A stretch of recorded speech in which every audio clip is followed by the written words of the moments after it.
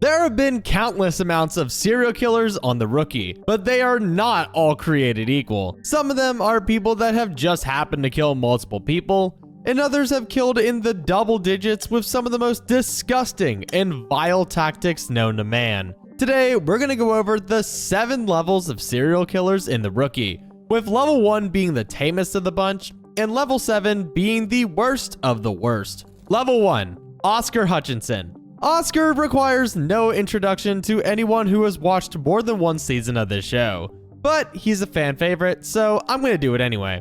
Oscar is a serial killer first introduced in Season 1, Episode 15, Manhunt, as one of the prisoners that escaped during the prison bus crash. Eventually, he was caught again and sent right back to prison, and for the next 5 seasons, he had just been that opportunistic cockroach that sits around and waits for the LAPD to come to him and ask him for something in order to get the tiniest bit of reward in return. He takes any chance he is given to get ahead, even if it betrays everyone he knows. But at the end of Season 6, this all changes as he and Jason Weiler break out of prison with the help of Monica Stevens, and they escape into the sunset.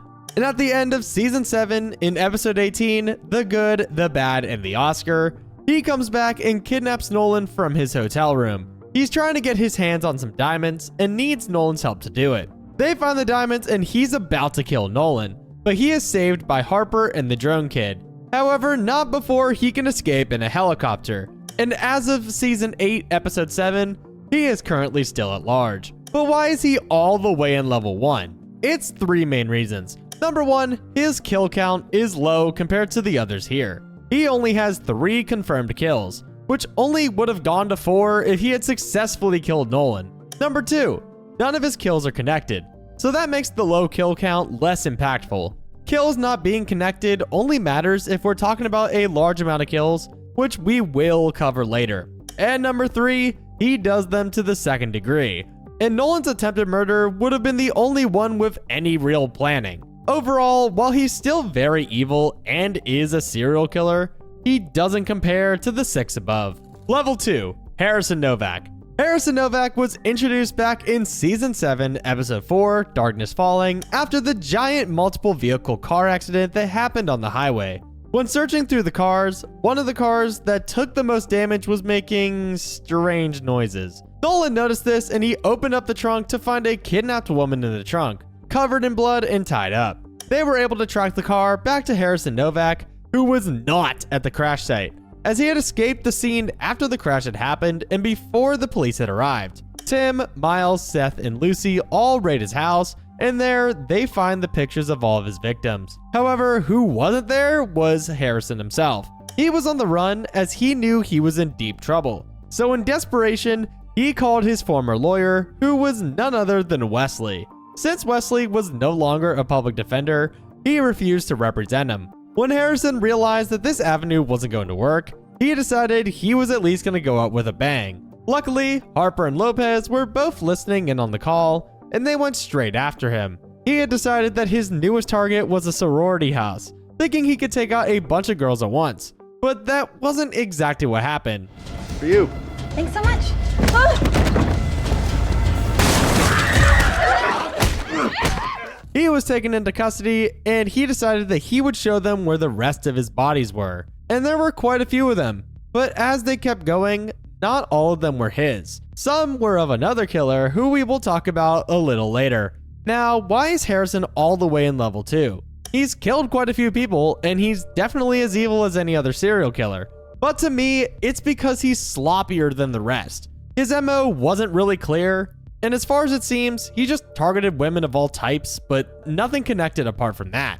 Not to mention that he got desperate at his tail end, unlike some of the others on this ranking. Level 3, Joel Chambers. Joel Chambers was introduced back in Season 5, Episode 19, A Hole in the World, as the officer who was on Selena's sister's case back when she disappeared. When there was a new case involving a 6-year-old girl being abducted with a drug-addicted mother, he came out again to be on the case. Though he tried to push, Nolan made him keep his distance from the case since he was suspicious of Chambers, and he was right to be suspicious considering what comes next.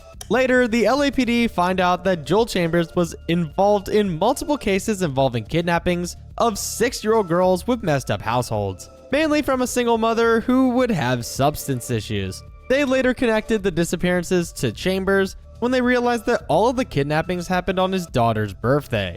This is important because he lost his daughter due to a divorce where he lost custody of her. This sent him on a spiral, picking up 6-year-old girls from these drug-addicted households to quote-unquote save them, only to end up killing them later, with Blanca included. They go to arrest him, but Joel doesn't let down and ends up getting shot and killed by Tim inside the house after sending the abducted girl outside.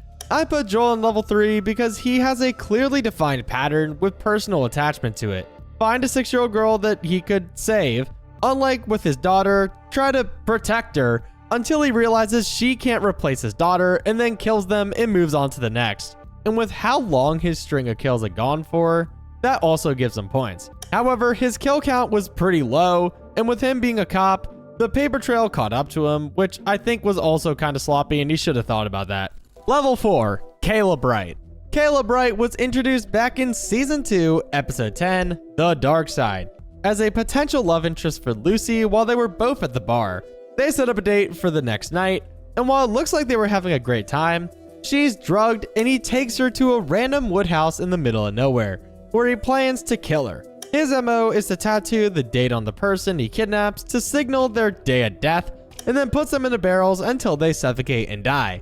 However, due to Lucy trying to escape, Caleb buried the barrel where she would suffocate faster and where nobody could find her. You guys know the story beyond that point. I talk about it in almost a quarter of my videos. But the reason I have Caleb here in level 4 versus somewhere higher gets pretty complicated. Let's start with the things that put him higher. He has a consistent way of killing people, with the barrels, as well as it's implied that he has a decently high amount of kills under his belt. He's also very manipulative, which allows him to get access to a victim with ease, even if they're trained to clock that type of behavior. However, where he gets a lower placement is because he was quick to change his MO because he got angry. And the other reason is because he technically was killing under somebody else, who we are getting back to later in this video as well, so stay tuned. Level 5, the Pentagram Killer. The Pentagram Killer was introduced in Season 6, Episode 4, Training Day. But this one gets interesting. The Pentagram Killer had killed multiple people many years ago, carving pentagrams into their bodies. But ultimately, the case went cold and he got away with it. That is until in the beginning of the episode, Nolan, Selena, Harper, and Lopez witnessed the pentagram that was carved straight into a dead woman's stomach. This caused the investigation to blow hot all over again. There's nothing concretely linking the Pentagram Killer to anything involving this murder. However, the LAPD receives a call from an elderly woman saying that her husband was the Pentagram Killer. So when Nolan and Selena went to talk to her, she showed them a box of items from all of the previous victims. But when they ask where he is, she says he's been dead for 7 years. And that makes sense, because the dead woman from earlier in the episode wasn't because of the Pentagram Killer. It was a coach at the school she worked at who hated her guts and wanted her dead. He said he didn't mean to kill her, but to prevent him from getting caught, he carved a pentagram to make it look like the Pentagram Killer did it, and it didn't work. Why do I have him at level 5 then if we never actually saw him? It's because he has a solid MO of killing people and carving the pentagrams, as well as the fact that he never got caught before he died. He's the only person on our list to have that distinction, and I think he deserves points for that. Level 6, Liam Glasser. Liam Glasser is the newest addition to this lineup, technically being introduced in the same episode as Harrison Novak. However, he wasn't shown on screen during this episode.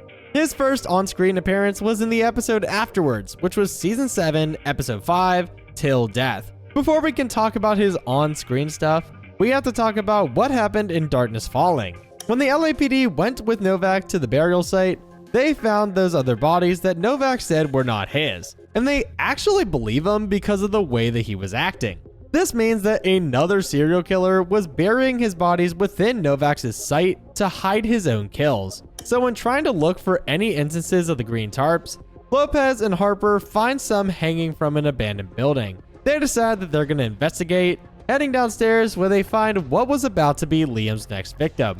But they didn't know who the serial killer was yet. As they kept looking around, Nyla is stabbed with a needle and her legs are temporarily paralyzed. Lopez comes in to her rescue and gets the guy away, but he's gone because he's able to escape.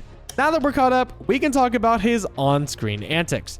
He is introduced in episode 5 as the vending machine guy, and Nyla immediately clocks that he's involved based on their interactions and his connections to Westview.